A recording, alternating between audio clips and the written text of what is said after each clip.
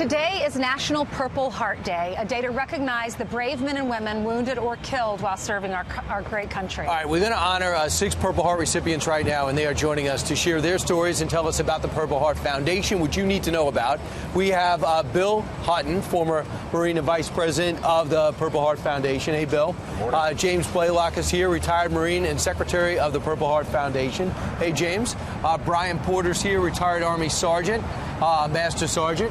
And we also have Jay Lawrence, retired Army Sergeant First Class, and Lawrence Honan, retired Marine Lance Corporal. Welcome to all of you. Thanks so much for your service. Thank you so much. What does Purple Heart Day mean to you? Purple Heart Day that's one of the most exciting days for us. I'm standing here with people. I'm just humbled to be with heroes such as this from both Vietnam and from the OIF services. Purple Heart Day we started back in August 7th of 1782 with our General George Washington. Had a lot of trouble getting money from the Congress, as you all know, during the war, and had to try to figure out some way to represent to his men that he was blessed with having such true warriors. And he created the first Purple Heart, which was called the Badge of Military Merit. Right.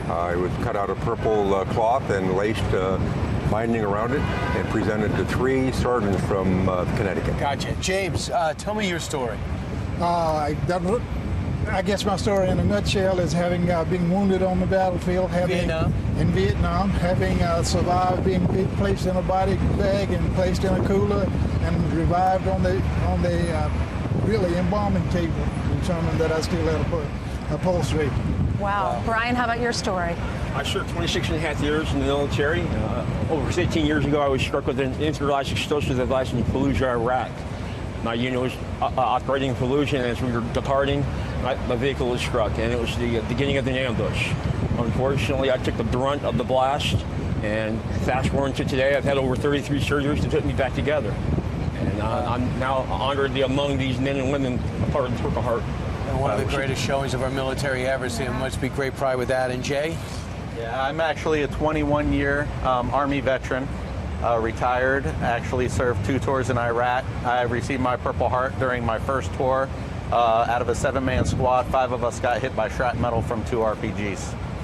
Gosh. All right, and then Lawrence Honan's on the end. Lawrence, tell us your story. I joined the Marine Corps in 1966. I served in Vietnam from 67 to 68. I received my Purple Heart during the Tet Offensive. Wow, guys, a round of applause for these men who came down here to fight. Y'all have been through a lot. We appreciate everything you've done. Thank you so much. Tell us about the foundation and where we can go to learn more information.